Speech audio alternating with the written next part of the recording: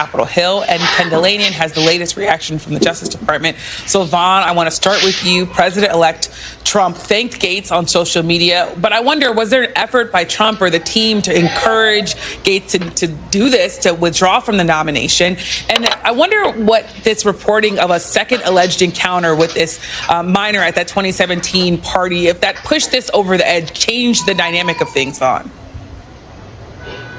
Right. It's not clear if that allegation of that second sexual encounter ultimately spurred Gaetz to back out or not, or whether it was the potential acknowledgement that there were multiple senators who were going to ultimately block his bid for the nomination. Was that the last pin for him to drop, in a realization that it was going to be not a fruitful 2 months ahead for him before those confirmation hearings and proceedings were to move forward?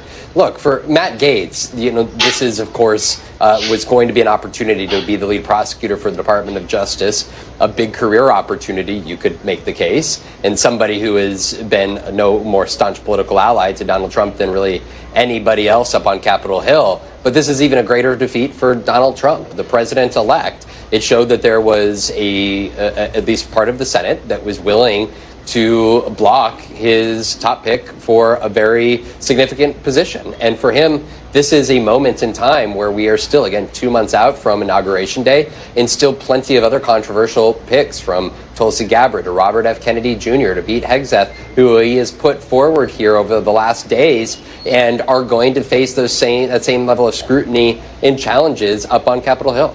Yeah. Well, when you talk about the fact that this is sort of a defeat for President-elect Trump, I wonder, where does the search go from here when it comes to getting a new AG, someone who's going to be as loyal as Gaetz? And I also wonder, because the president-elect said that Gaetz has a, quote, wonderful future ahead, could we see Gaetz go somewhere else in this Trump administration that maybe doesn't require a Senate confirmation? There's hundreds and thousands of other political appointee positions that do not require a Senate confirmation. So he very well could wind up either at the Department of Justice or at the White House or in some other department or agency. But I think for Donald Trump, this is the difficulty here compared to 8 years ago, when he was looking this go around to fill his cabinet and top administration posts. He made it very clear that he wanted to ensure that loyal individuals who would carry out his agenda, whether it be at the DOJ or at the Pentagon or at the or at Health and Human Services, that he was going to have people that he could rely on in these roles.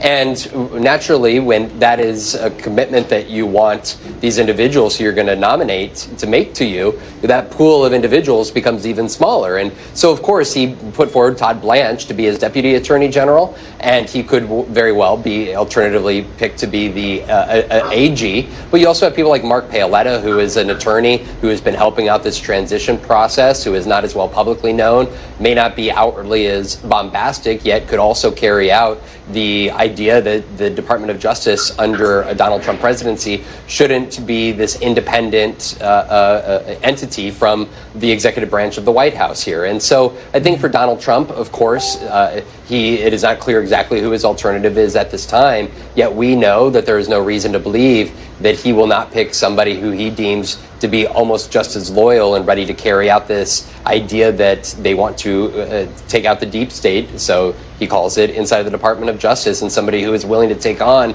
his perceived enemies through potential investigations. Yeah, and he has a number of other people to choose from. Now, Ryan, I saw you in the video. You were chasing lawmakers today, as you always do so well. What was the reaction to this Gaetz withdrawal on Capitol Hill, and were lawmakers surprised? Surprised, I think, Yamiche, is a bit of an understatement. It seemed to catch everybody in this building off guard. In many ways, it seemed as though a bomb was dropped here, especially because the Trump transition seemed so intent on trying to find a path to confirmation for Matt Gaetz. And Matt Gaetz seemed so positive when he left here last night about the round of meetings that he had with these senators. But listen to how they responded when, in many ways, we informed them of the news that Gaetz was no longer the nominee. I'm surprised and disappointed. I think Matt's smart. He would change the way the DOJ had done it. I think what Matt decided to do here was was a decision he had to come to, and it was probably a positive decision for the administration. What I think it probably reflects is the meetings that he had yesterday with senators. I think that he has put country first, and I'm pleased with his decision. And what we're hearing, my colleague Julie Sirkin and myself and others, is that he was basically in a position where the math just was not adding up. There was far more than just the 4 senators that he could potentially lose in a confirmation vote that were not willing to vote yes for his appointment as the next Attorney General. And despite the fact that he had made this outreach, that the President-elect himself had made that outreach, that the Vice President-elect J.D. Vance was here with him to try and make that outreach, that many of these members were just immovable forces. They just could not see their way to voting yes for Matt Gaetz. And Yamiche, I do have to say, I think it is an indication of just what type of Republican Senate we may be dealing with here in this new Congress.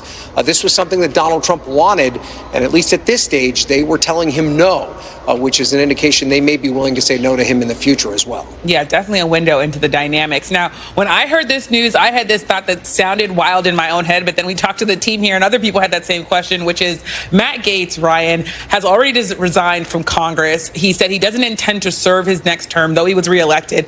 But can he unresign, Ryan? So I've been asking this question myself. You were not. It was not ridiculous that you posed that question, Yamiche. I think many people are asking that. I was in contact with his team today, and they told me that he is not even thinking about the next stage of his life. That he's, still dealing with the fact that this nomination quest has come to an end, and he's still evaluating what steps are remaining. But he made it pretty clear in his statement to the Speaker in his letter of resignation that he did not intend on being seated in the next Congress. I don't think there's not a legal reason why he couldn't change his mind, and if he changed his mind up until the date of the swearing in, where he could theoretically be seated. But I do think the practical possibility of that is very small. You have to remember, one of the big reasons he left Congress was because of this looming ethics report, and the only reason that did not see the light of day was because he resigned Congress. If he decided to be sworn back in, that investigation would fire right back up again, and there's a very good chance, even if he's not the potential Attorney General nominee, that we'd see that report come to light. Really important to mention that report. Vaughn, of course, all of this comes as J.D. Vance was literally back on Capitol Hill again with yet another polarizing pick, trying to get support for that. This, of course, being Pete Hegseth. Does Matt Gaetz withdrawing cause more problems for someone like Pete Hegseth or maybe even Tulsi Gabbard, or does it pave the way for their confirmations? I actually think, to Ryan's point exactly, is that it shows a willingness among some of these Republican senators to buck Donald Trump's wishes, and that they're going to truly carry out the advise and consent role that constitutionally the Senate has been obligated to play. And that's where, for Pete Hegseth, his visit to Capitol Hill is so prudent, because there are reasons in which these Republican senators, including a great many of them that are going to be outgoing in just a few years' time, some of them also, like Bill Cassidy and Lisa Murkowski and Susan Collins, they actually voted to convict Donald Trump after January 6th. So they've already been on the side of Donald Trump's ire. And so there's really, at this point in time, especially with the fact that Donald Trump most likely would not be running for president again 4 years from now, they have political capital themselves in which they are able to put some handcuffs potentially on who Donald Trump is placing. Because like in the likes of Pete Hegseth, who is facing the serious allegation of a sexual assault from 2017, there is also questions, though, about him. He served as, yes, a decorated combat veteran, but he's never led one of the branches of the military or had a leadership role in the Pentagon. And so I think that this is only draws more attention to people like Tulsi Gabbard and RFK, and the extent to which they will need to convince these particularly Republican senators that they are worthy of confirmation. Yeah. Well, thank you so much to Vaughn and to Ryan for all that great reporting. And Ken, you've been patiently standing by because you are, of course, covering the building where people were waiting to see what happened here. So there was a lot of concern at the DOJ about this choice for Matt Gaetz as Attorney General. What's been the reaction to the Justice Department today's news? And is there a sort of sense of relief here?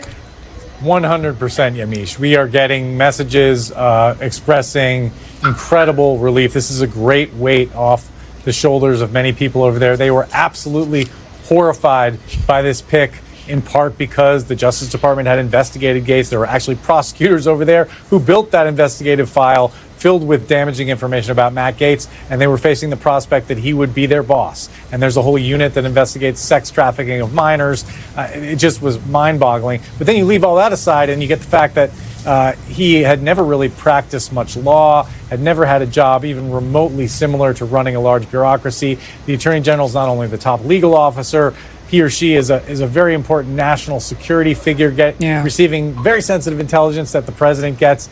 So they are really relieved, but they're also very concerned now about what comes next. And we're really at a crossroads here because Donald Trump has elevated his defense lawyer, Todd Blanche, to be the deputy attorney general, which is really an important job. It's like the chief operating officer. And Todd Blanche, while he did defend Donald Trump and he criticized the special counsel investigations, he is well regarded inside the building. He worked there. He was a prosecutor in the Southern District. He's a real lawyer. And he doesn't believe the nutty conspiracy theories that hold that the FBI, somehow corruptly framed Donald Trump. He knows that's not true.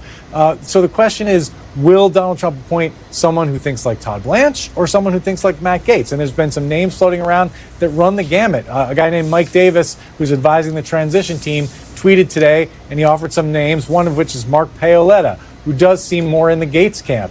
And then there's a guy named Chris Landau, who is the ambassador to Mexico in the Trump administration, who went to Harvard, is at a mainstream law firm, and who seems more like he's in the Todd Blanche camp. So that's the big question right now. DOJ officials very concerned about what comes next here and what it says about the direction the Trump administration wants to take the Justice Department. Yeah, so even though Matt Gaetz is gone, there's a lot of bracing for what might come next, maybe even some horror that might come next if they're worried about the next pick. Well, thank you so much, Ken, for all your reporting. You bet.